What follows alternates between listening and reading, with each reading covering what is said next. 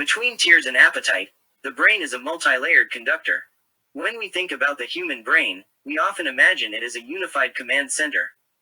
It regulates the heartbeat, maintains the rhythm of breathing, and orchestrates the flow of hormones. At the same time, it interprets signals from the outside world and organizes the emotions and memories that arise within us. But if we look a little deeper, something surprising emerges.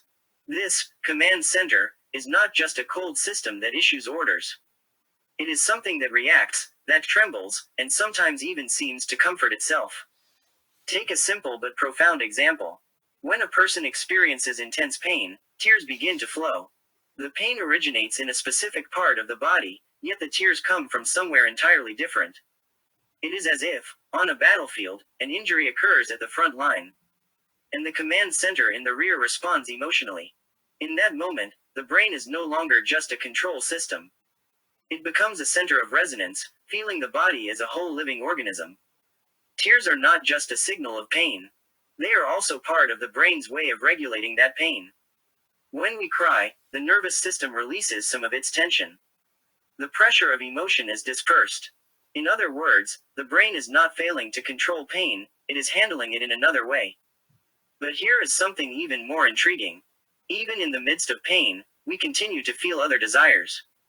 No matter how much our body hurts, when we see delicious food, our appetite can still arise.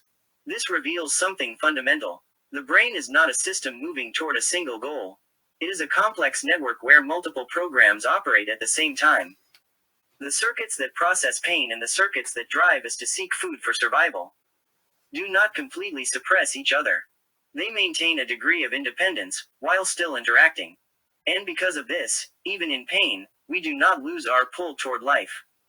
From a more philosophical perspective, this suggests something deeper about who we are. A human being is not a single, unified self. We are a layered existence, where multiple functions and impulses operate simultaneously. The brain tries to integrate them, but it never fully reduces them into one. Instead, it allows them to coexist within a dynamic tension and balance.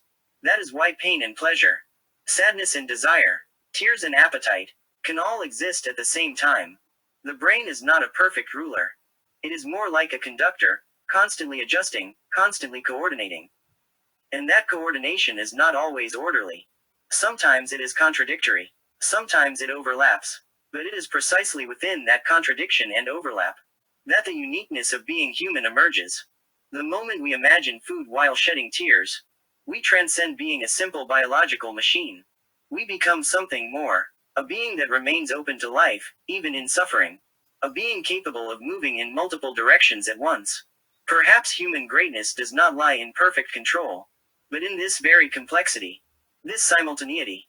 The brain is not a place where a single command is issued. It is a field where countless signals intersect. And within that field, we create a new balance in every moment.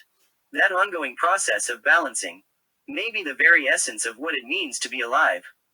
So even when you are in deep pain in one area of your life, do not remain there completely. Care for other parts of your life as well. Because sometimes, it is through those other dimensions that the original pain begins to loosen its hold.